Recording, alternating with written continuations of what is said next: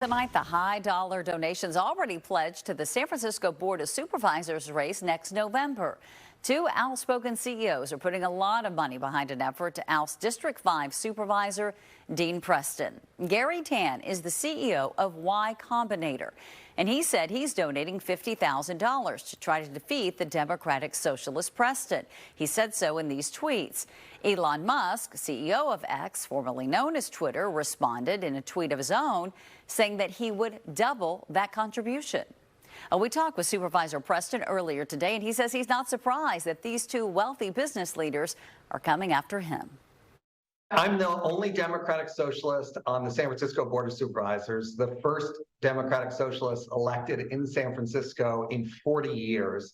And I spent 2 decades before taking office fighting for the rights of tenants, preserving rent control, fighting for affordable housing, and have a pretty successful record of doing that in San Francisco. Once I joined the Board of Supervisors, I have pursued those policies, taking 5 different measures to the ballot in San Francisco that were overwhelmingly approved by San Francisco voters, including a tax, Prop I, that has taxed the biggest real estate investors and billionaires in San Francisco to the tune of hundreds of millions of dollars. And so, that's what this is about. I've worked closely with community members to advance policies that have helped people who are struggling in San Francisco, kept people housed, advanced affordable housing, and taxed the rich. And some of that has spread to other cities. I'm really proud that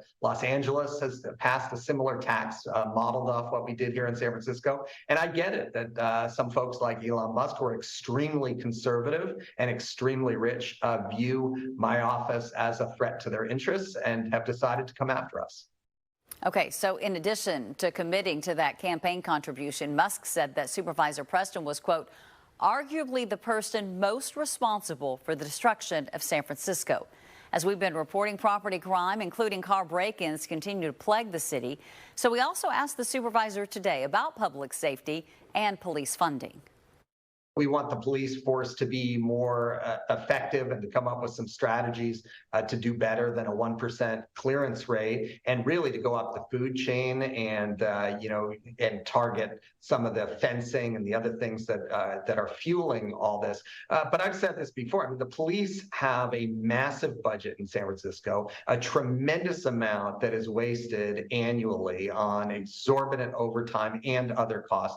And look, I could cut $100 million out of the police budget and you wouldn't even notice. No one in San Francisco would notice. People would be appalled if they knew where a lot of these funds were going. And so I have been often the lone voice, or one of very few in city government, who's willing to say that, and who called for an audit of police overtime budgets.